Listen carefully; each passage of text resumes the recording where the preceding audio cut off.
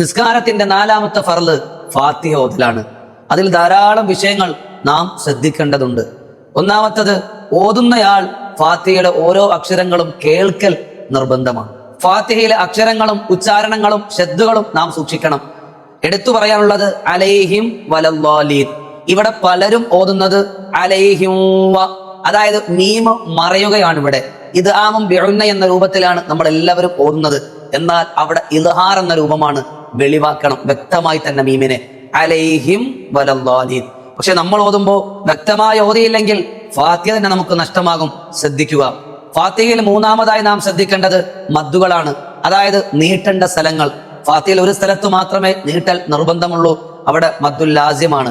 അവിടെ ഓതേണ്ട രീതി വലല്ലാലീൻ.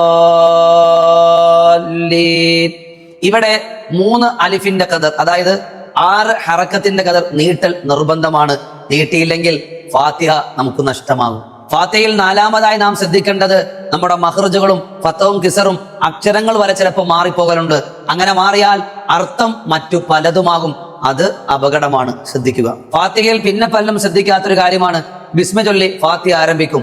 അപ്പോഴാണ് ചിന്തിക്കുന്നത് അഊദു ചൊല്ലിയില്ല, വജ്ഹത്ത് ഓതിയില്ല എന്ന്. ഇനി അങ്ങോട്ട് മടങ്ങേണ്ടതില്ല. ആ സുന്നത്ത് നമുക്ക് നഷ്ടമായിട്ടുണ്ട്. ഫർദിലേക്ക് പ്രവേശിച്ച ആള് പിന്നെ ഫാത്തിഹ പൂർത്തിയാക്കലാണ് വേണ്ടത്. പിന്നെ പലരും ചോദിക്കുന്ന ഒരു ചോദ്യമാണ്, ഉറക്കി ഓതുന്ന നിസ്കാരത്തിൽ ഒരു ഇമാമോ അല്ലാതെയോ അഊദു ഉറക്കി ഓതേണ്ട ആവശ്യമുണ്ടോ?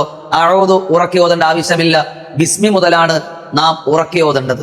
പിന്നെ ഫാത്തിഹയ്ക്ക് അവസാനമുള്ള ആമീനിൽ പലരും ശ്രദ്ധിക്കാത്തൊരു കാര്യമുണ്ട്. പൊതുവെ കേട്ടുവരുന്നത് ഇങ്ങനെയാണ്, ആമീൻ. എന്നാൽ ഇങ്ങനെയല്ല ആമീൻ പറയേണ്ടത്, ഇങ്ങനെയാണ് ആമീൻ. ഈ രൂപത്തിലാ പറയേണ്ടത്. നമ്മൾ രണ്ടിടത്തും ഒരേപോലെ നീട്ടും വേണ്ട, ഇവിടെ മാത്രമാണ് നീട്ടേണ്ടത്. ഇന്നലെ വരെ നമുക്ക് പലർക്കും ഇവിടെ തെറ്റു വന്നിട്ടുണ്ടാകാം, അത് അറിയാത്തത് കൊണ്ടാകാം. ഇനി മുതൽ നിങ്ങൾ എല്ലാവരും ശ്രദ്ധിക്കണം. ചിലർ പറയും, ഉസ്താദ് ഞങ്ങൾക്ക് പഴയ ആൾക്കാരാ, ഞങ്ങൾക്കൊന്നും അറിയില്ല, ഞങ്ങളൊന്നും പഠിച്ചിട്ടില്ല. ഇപ്പൊ നിങ്ങളുടെ വിരൽത്തുമ്പിൽ പഠിക്കാനുള്ള അവസരങ്ങൾ ഏറെയുണ്ട്. ഇനിയും പഠിക്കാത്തത് നിങ്ങളുടെ തെറ്റാണ്, ശ്രദ്ധിക്കുക. എന്നെ കൊണ്ട് കഴിയുന്നതൊക്കെ ഞാൻ നിങ്ങൾക്ക് പറഞ്ഞുതരാം. അള്ളാഹു നമ്മളെ സ്വീകരിക്കട്ടെ. കൊല്ലം ജില്ലയിലെ ഹബീബി എന്ന നമ്മുടെ സ്ഥാപനത്തിലെ ബനാത്ത്, അതായത് പെൺകുട്ടികളുടെ ക്യാമ്പസിലേക്ക് ഒരു ലേഡീസ് ടീച്ചറെ നമുക്ക് ആവശ്യമുണ്ട്. മാത്സും അല്ലെങ്കിൽ ഫിസിക്സോ അറിയുന്ന ആളായിരിക്കണം. ഇവിടുത്തെ ഹോസ്റ്റലിൽ തന്നെ താമസിച്ച് പഠിപ്പിക്കുന്ന ആളെയാണ് ആവശ്യമുള്ളത്. ആർക്കെങ്കിലും താല്പര്യമുണ്ടെങ്കിൽ താഴെയുള്ള ഈ നമ്പറിൽ ബന്ധപ്പെടുക. നിങ്ങൾക്ക് ഈ അറിവ് ഉപകാരപ്പെട്ടാൽ മറ്റുള്ളവരിലേക്ക് എത്തിച്ചു കൊടുക്കാൻ മടിക്കണ്ട.